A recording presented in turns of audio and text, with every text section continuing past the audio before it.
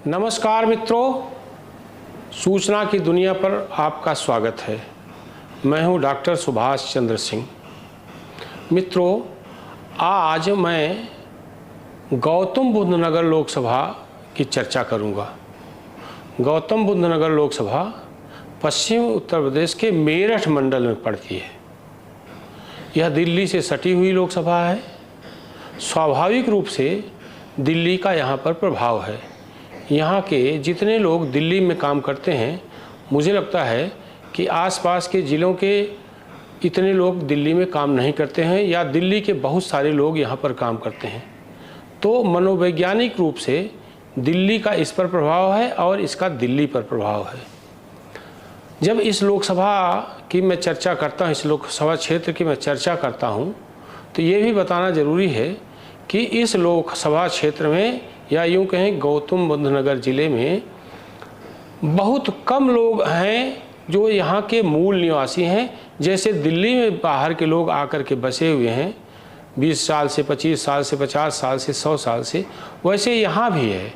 यहाँ के अधिक संख्य लोग उत्तर प्रदेश, बिहार, हरियाणा या अन्य प्रदेशों से आकर यहाँ बसे हैं रोजी रोटी के चक्कर में। इसलिए यहाँ पर जब भी भाजपा की चर्चा होती है या कांग्रेस की चर्चा होती है या अन्य पार्टियों की चर्चा होती है, तो यहाँ पर राष्ट्रीय दृष्टिकोण दिखता है। अब मैं आता हूँ लोकसभा क्षेत्र के समीकरणों पर। यह भारतीय जनता पार्टी का गढ़ माना जाता है। पश्चिम उत्तर प्रदेश का यह जिला है। भारतीय जनता पार्टी लगातार 2 बार से जीत रही है और दोनों बार इसने कैंडिडेट एक ही रखा, डॉक्टर महेश शर्मा। महेश शर्मा प्रसिद्ध डॉक्टर हैं। इनकी अस्पताल की सीरीज़ भी है। इसके माध्यम से भी ये लोगों के बीच जो है जाने जाते हैं।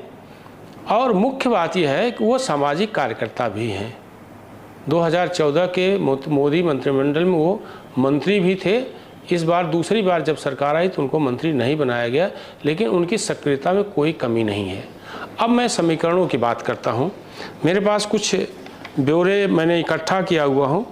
उसमें एक चीज़ मैं स्पष्ट बता दूं कि 2014 में कांग्रेस, भाजपा, सपा, बसपा, ये चारों अलग अलग लड़े थे।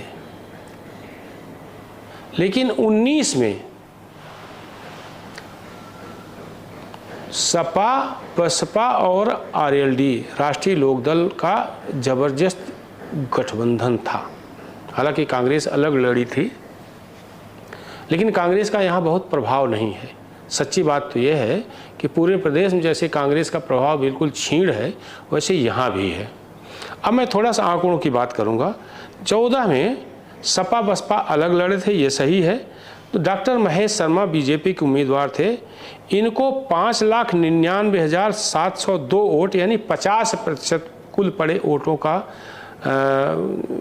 जो 50% वोट पा करके ये जीते थे।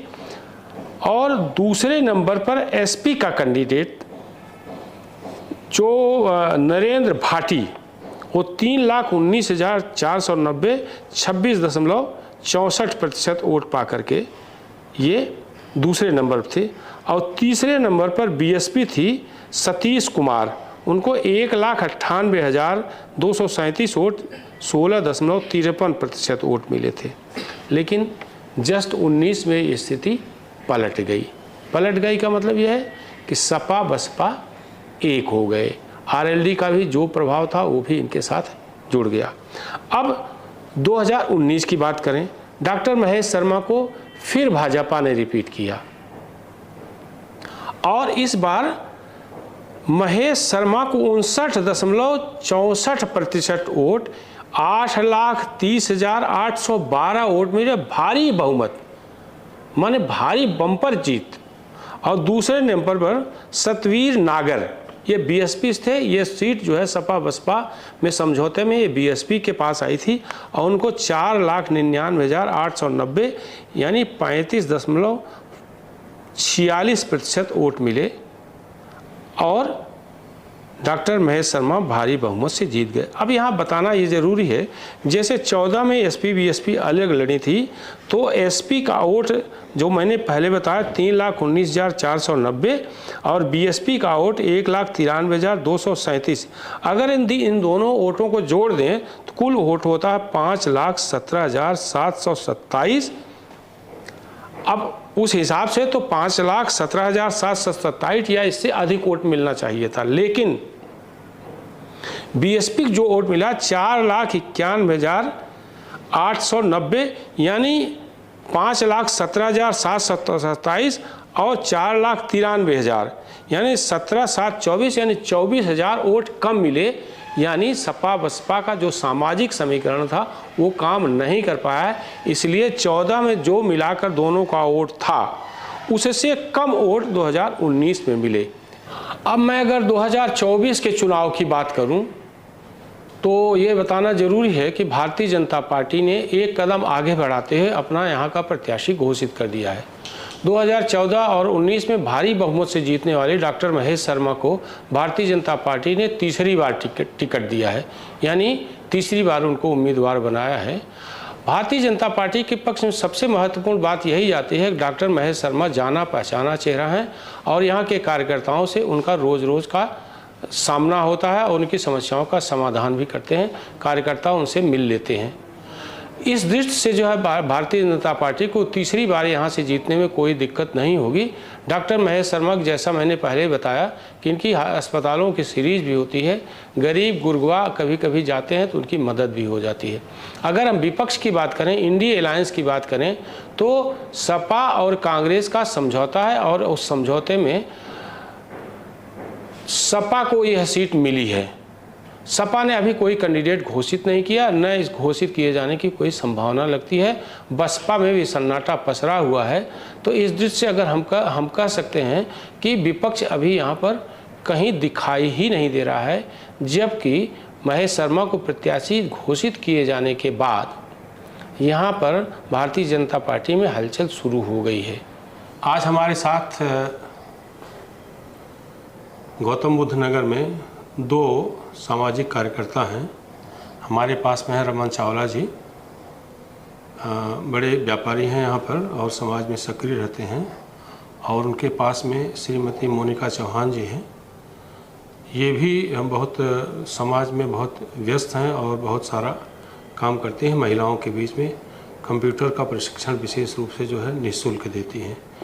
आज गौतम बुद्ध नगर जो सीट है लोकसभा की, इस पर हम इन दोनों से इनके विचार जानेंगे कि क्या संभावनाएं हैं बीजेपी या अन्य पार्टियों के लिए। मैं शुरुआत जो है रमन जी से करूँगा। रमन जी ये बताइए, ये जो लोकसभा चुनाव की तो धुंधुभी बज गई है, अभी बीजेपी ने जो है एक अपर हैंड लेते हुए उसने जो 195 प्रत्याशियों की सूची जारी कर दी, जिसमें नोएडा ये गौतम बुद्ध लोकसभा भी शामिल है। इसमें डॉक्टर महेश शर्मा को तीसरी बार उसने टिकट दिया है। तो आपको क्या लगता है बीजेपी क्या संभावनाएं हैं या अन्य पार्टियों के बारे में बहुत संक्षेप में? वैसे मैं छोटी सी बात बताता हूँ। डॉक्टर महेश जी जो जड़ से जुड़े हुए हैं नोएडा के अंदर, वो बहुत सरल, कर्मठ और देश प्रेमी व्यक्ति हैं और उनकी छवि बहुत अच्छी है नोएडा के अंदर। और ऐसा व्यक्ति जो व्यक्तित्व बहुत कम मिलेगा नोएडा के अंदर। हर व्यक्ति जब भी को उपलब्ध रहते हैं, हर व्यक्ति के लिए उपलब्ध रहते हैं। और कार्य क्षेत्र आप देखिए, एयरपोर्ट जो बना उसमें उनका बहुत बड़ा योगदान रहा। दूसरी बात है, इनके आने के बाद, पहले ये एमएलए भी रहे हमारे यहाँ, तो इनके आने के बाद यहाँ पे जो क्राइम है वो बहुत कम हुआ। और उसका ही होता, उसके लिए तो आप योगी जी नहीं, योगी जी तो हैं ही वैसे, लेकिन इनका भी काफ़ी, देखिए जो जनप्रतिनिधि होता है उसका भी बड़ा प्रभाव पड़ता है। और व्यक्तित्व का भी, अगर जन जन के साथ खड़ा है व्यक्ति तो उसका प्रभाव पड़ता है। और बाकी वो अपनी जो आइडियोलॉजी जो है, बीजेपी के आइडियोलॉजी को जानते हैं। मोदी जी के जो वो हैं, उनके जो मोदी जी की जो संभावनाओं के बारे में बताइए। पिछली बार 100% जीतेंगे। पिछली बार 3,06,000 वोट थे, इस बार मेरे हिसाब से कहना 5 लाख वोटों से 3,06,000 वोट से जीते थे। अंतर से जीते थे। नहीं, अंतर से जीते। तो इस बार 5 लाख से होना चाहिए, क्योंकि वोट भी बढ़ गए हैं और काम भी बढ़ा है और योगी जी का प्रभाव भी बहुत है हमारे नोएडा के अंदर। और मोदी जी का भी तो है ही है, तो इसका काफ़ी धन्यवाद आपका। मैं अब मोनिका जी से जानना चाहूँगा कि महेश शर्मा को जो टिकट दिया गया है, बीजेपी की जीत की संभावनाओं पर आप क्या सोचती हैं, या आप महिलाओं के बीच जाती हैं तो बातचीत में क्या निकलता है? भाई साहब, यहाँ से तो पूरा 100% बीजेपी ही जीतेगी, इसमें तो कोई शक ही नहीं है। और दूसरी बात रही, जहाँ तक महिलाओं की बात किया जाए तो मोदी जी ने जितना महिलाओं के बारे में सोचा है शायद ही किसी पार्टी ने सोचा हो।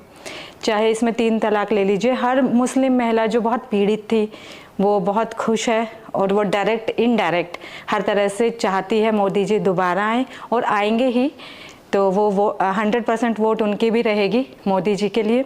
साथ में जो नारियों के लिए मोदी जी ने इतने सारे अभियान चलाए हैं, उनकी पेंशन को लेके देख लीजिए, या फिर रोजगार को, या आत्मनिर्भरता को। जितनी आत्मनिर्भर महिला बनेगी उतना ही हमारा समाज सशक्त होगा। नोएडा ऐसा, हाँ, तो नोएडा तो भाई साहब एक विशेष क्षेत्र भी है, तो इसमें सेफ्टी है। जैसे पहले तो अगर मैं अपना कहूँ तो पहले वाली जो सरकार थी उसमें महिला खुद पुलिस से डरती थी, और पुलिस को भी अपने बारे में नहीं बता पाती थी अगर उसके साथ कुछ क्राइम हुआ होता। लेकिन जब से योगी जी आए हैं तो हम निडर हैं और सेफ हैं, सुरक्षित हैं।